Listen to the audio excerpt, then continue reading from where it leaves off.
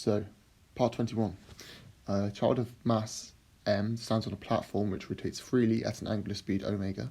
The child's centre of mass is initially at a radius r0 from the axis of the platform, as shown in the figure below. The child now slowly pulls itself closer to the centre of the platform. So the minimal force Fr needed to pull the child closer to the centre as a function of the radius. So we know that the force, acting in the direction, is m omega squared r. You should know that from just your, your thing. You should just know that. So the minimal force F of r needed to pull the child closer to the centre as a function of the radius r.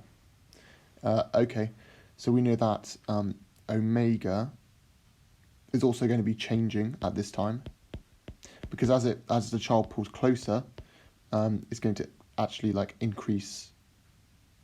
Is it going to increase? Yeah, it's going to increase the omega. So omega is actually a function of r. So then omega of r squared. Okay, so that's part A.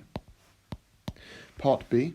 Find the mathematical expression for the work done by the child when this has reached the centre of the platform. And we have a hint here. The work done along the path to be work equals the integral of f of s ds, where f is the force. Okay, so it should be easy enough. So when this has reached the centre, so we know it's done a distance of r0, starts at 0, ends at r0. So we get this equals the integral of just this thing, this thing here. So we have between 0 and r0 of m r omega of r squared dr. Okay, so that's part B. Part C. Into which form of energy is the child's work converted, and what will qualitatively happen to the angular speed omega as the child approaches the centre? So I kind of just said this before, but the energy will be put into rotational, kinetic energy. So basically, it will be kinetic energy, but it's kind of rotational because we know the rotation will increase. So if you imagine an ice skater, if you've done this, then maybe you know. If you stand like this, you'll be going around at a speed. If you then go into a ball or into just very thin, then you'll be going a lot faster. This is also on some of those things in play parks with the handles on, and then you can stand like this. And if you're on the outside, you go a bit slower, but if you're really, really tucked in, then you'll go a lot faster. So we know that omega will increase. So part D, the angular momentum J of a system of a child and platform is a conserved quantity during the above process. It is defined to be J equals I omega, where I is the moment of inertia of the system, which is given by I equals mr squared plus IP. I equals mr squared plus IP. And J equals omega I. Is that it? Yeah. No. Yeah. Okay. Where IP is the constant moment of inertia of the platform. Find an expression for the angular speed omega r as a function of the radius of the child's centre of mass. So we know that J equals I omega, so simply just plugging this in, we'll get J equals omega mr squared plus IP, which is a constant. So what we can do is omega equals J over mr squared plus IP. Because, did it say J is conserved quantity? Yeah, so these are just numbers. This is a number, this is a number, this is a number, and then we just have it in terms of r squared. So that's our omega r there. So part E now, we have find the total work done by the child when it has reached r0, r equals 0. Hint, the integral of x, this thing here. I'm going to borrow this down here. So it's actually going to do the integration for us as well, which is quite nice.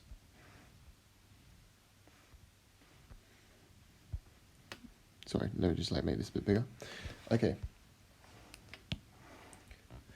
So the integral was the work done equals the integral from 0 to r naught of mr omega r squared dr. So what we can now do is we can put in our here, we can put this into here.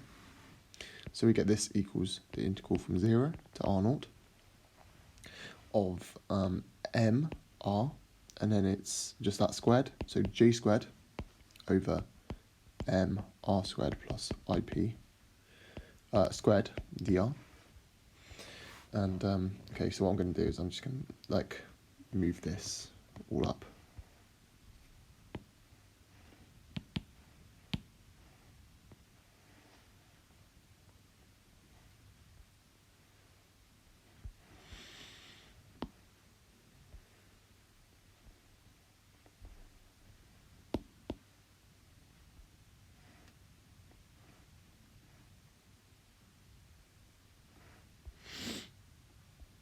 Okay, so now what we can do is we can factor out the constant terms.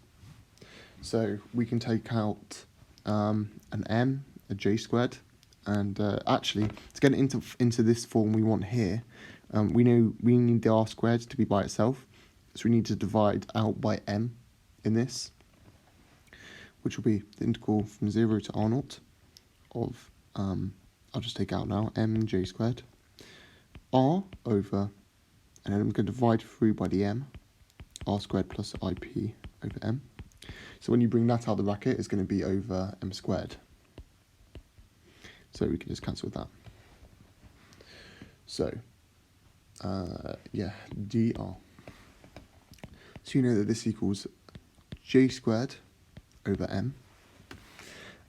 But we now have this here, which is now in the form that we want, I believe, because we have r squared and our a equals ip over m. So I'll just write that out to make it simpler. So we know that x equals r and a equals ip over m.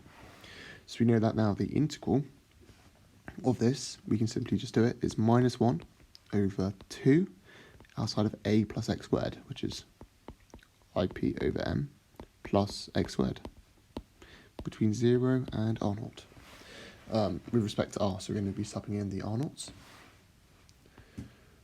So this equals minus j squared over m outside of, because just taking this minus out there, and then to substitute in, so we have minus 1 over 2 ip over m plus r naught squared. Oh, that's not minus 1 over 2. If r squared is 0, then we just have 2 ip over m. So now, just cleaning this up a little bit, we can just, what can we do here? ip over m is here. So we know that this m just goes to the top, which cancels out with these two.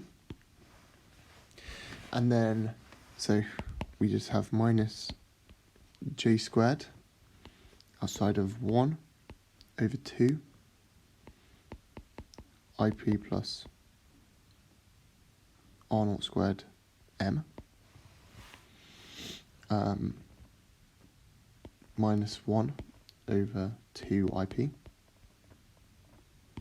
So we can factor out 2 here, and then just reverse the negative sign to get 1 over ip.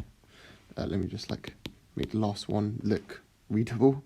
So 1 over ip minus 1 over ip plus m r naught squared. That's the final answer.